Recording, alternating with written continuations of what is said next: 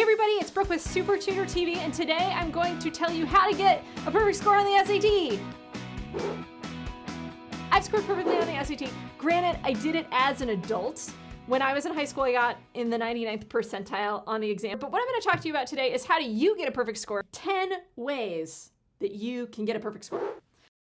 The first thing that you have to do is that you have to practice as much as humanly possible. So I know this is kind of a challenge right now because the SAT just changed. And so essentially what's happened is it's going to be harder to get a perfect score because there's not as much practice material. Still, what you can do is you need to get a hold of like every single question humanly possible that Khan Academy and the College Board have offered. You can work from the old SAT. You can also work from AP exams like the AP Language and Comp exam, the AP Literature and Comp exam.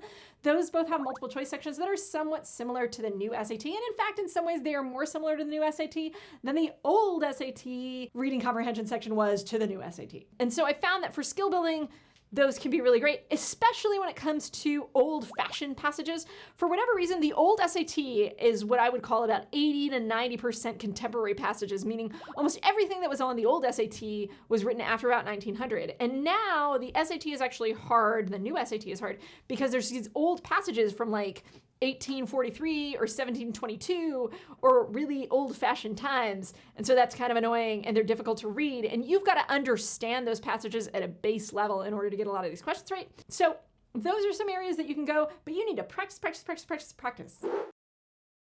Number two, the second thing that you have to do if you're looking to get a perfect score is that you have to be able to learn from your mistakes. What that means is that when you make a mistake, you have to be able to look at that question and figure out, why did I get this wrong? What did I do wrong? And how can I do it right the next time? And this is super important.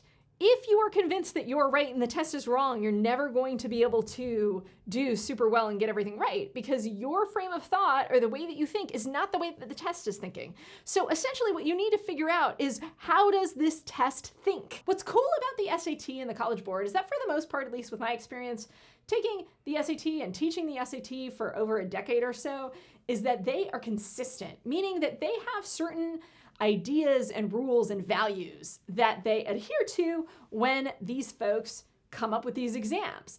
And that's really good news for you because that means if you can just get your headspace into their headspace, you can actually replicate what they do.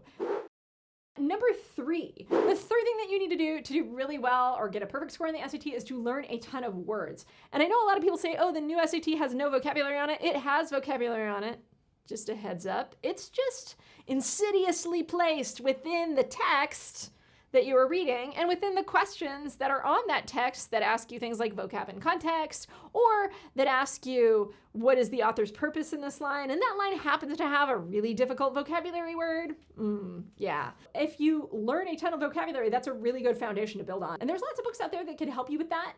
You can also use flashcards. And I've got a great video on mnemonics, which are the best way to learn vocabulary, which you should totally check out. But you've just really got to dedicate yourself to memorizing a lot more vocabulary. And that's what I always tell students too, because like I got a really high score on the SAT when I was in high school, but like I said, I only studied for a weekend. And the way that I did it is that I really loved vocabulary for some reason. I don't know why. I had a shoebox in my closet and it was filled with vocabulary words. And every time I came across a new vocabulary word, I would put it on an index card and then it'd go into my shoebox. And then when I was bored on a lazy Sunday afternoon, I would go through my vocab cards for fun. And then I also read this book called 30 Days of More Powerful Vocabulary, which I really love. And then I read another book that was co-authored by one of the authors of that book that was called 6 Weeks to Words of Power. And I thought that was fun. So I was in the process, even though I wasn't studying specifically for the SAT, I was in this process of really trying to enrich my vocabulary because I thought it was fun. Number four, the fourth thing is that you need to perfect your grammar. That means you need to basically learn every major grammar rule and minor grammar rule of English and know what they are and be really awesome at them. And for this, you can use a lot of different books. There's probably books for the new SAT, but I would also recommend there's probably some older books. You could even look at books that were written for the SAT 2 for that grammar section that are old. Other thing I want to say is that the English Grammary section of the SAT that is coming up in March of 2016 is pretty similar to the ACT. So if you want to get a lot of practice on that section, you might pull out some old ACT exams and just run the English section over and over and over again, and that might be a way that you can kind of perfect your skills. In addition to grammar, you also need to know style. You need to know what styles are preferable. And so again, you want to load up on books that are going to teach you about style. I love The Elements of Style by Strunk and White. It's a good one. It's free on the Kindle. Number 5, join the math team. You don't literally have to join the math team, but I was on the math team in high school and I got a perfect score on the SAT, the ACT, the GRE, and the PSAT math sections. That's 4 standardized tests. And what we did on the math team is we practiced really hard math problems all the time. And so if you want to get a perfect score, you have to be awesome at math. The other thing that we did is we took these exams, and maybe you've heard of them. One is the American High School Math Exam, and the other is the AMY. And those tests are given to crazy nerdy high school students like myself, or like I once was. You compete, and they are mega hard. They are far more challenging than the SAT or the ACT or any of these standardized tests that you have to take to get into college. And so if you practice on those, by the time you get to the SAT seems like the kiddie pool. My final tip with math is learn 3 ways to do every math problem. So if you only know how to do any given problem in one way, you are limiting yourself, because what if on the test you can't do it your way and you have to do it a different way? So I always try to emphasize that if you know multiple ways to do a problem in math, that's when you start to get to this meta level of awesome super math power. Number 6, you need to learn how to read ridiculously complex material. And that falls into what I would call 2 categories. One is traditional academic writing, and where you could find that's like social science passages and like essays that comment on whatever random humanities subject matter is on the test, or that have some weird multicultural element.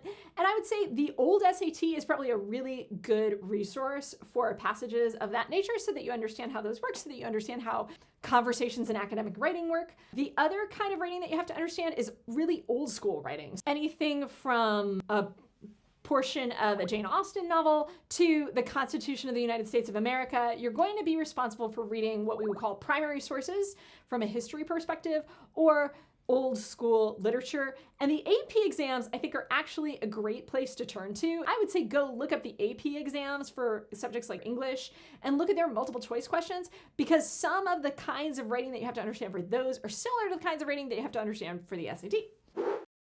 Number 7, you have to be realistic with the amount of time that it's going to take to perfect your skills. It's not like you can just study for a week or 2 weeks for most people and get a perfect score. And I would say even if you're only 20 points away from a perfect score or 40 points away from a perfect score, it's not like 1 week will do it. The next thing that I want to talk about is you need to build safety nets, because you are human. I am human. I make mistakes, right? I've scored perfectly on a bunch of tests, but I totally make mistakes. But I am really good at building little safety nets for myself, meaning that if I have a math problem, I have this habit of always rereading the question before I put the answer choice, right? And I have a habit of double checking myself, of using my estimation mental math abilities to estimate what the answer is before I actually do the problem, and then I actually do the problem and then check it against my estimation. I tend to make more careless errors on the math section, like everybody else probably, than I do in those other sections. Occasionally, the writing section can also be a little bit challenging and mistake prone. So again, I have techniques in place that help me to double check, am I gonna make a mistake? How could this be a mistake? Is there anything wrong? And then the other thing that I do is I just try to use my time to the best of my ability. So if I finish a section, I've got 10 or 15 minutes left, I'm going back to the beginning and I'm double checking my work. Number 9, you have to learn to pace yourself. And this might be obvious. You have to be able to get through the material not so fast that you're making mistakes, but not so slow that you don't finish in time. It's probably pretty obvious, but you need to really know the test so that you know you can get through it. Don't guess. If you're going to get a perfect score, you have to get to the point that when you put an answer choice, you are 99.9% sure that your answer choice is right. If you ever feel like you have guessed on a question, you probably are not going to get a perfect score. You have to raise your bar and basically decide that I'm not putting an answer until I get it right. And what that means for me personally is on the reading section, for example, which I actually think is the most challenging section of the test. It means that I might spend 5 minutes on one question. And then the rest of the thing, I could have finished 15 minutes early. But that one question, I sit there for 5 minutes and I really work it out, because I'm not gonna guess.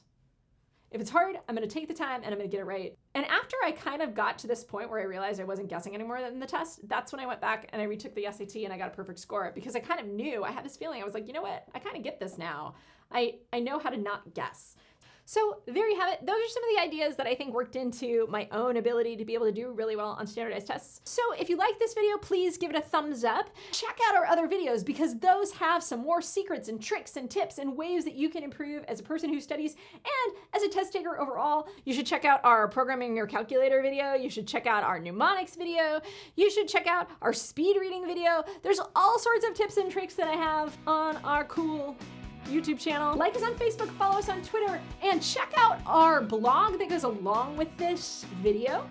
And you should check out our website, supertutortv.com. We have blogs there, we have more videos there, and you can read all the things that I went over today. If you want to read some more about them, you should go check that out. There's more in the comments section, and I will see everybody next time on SupertutorTV.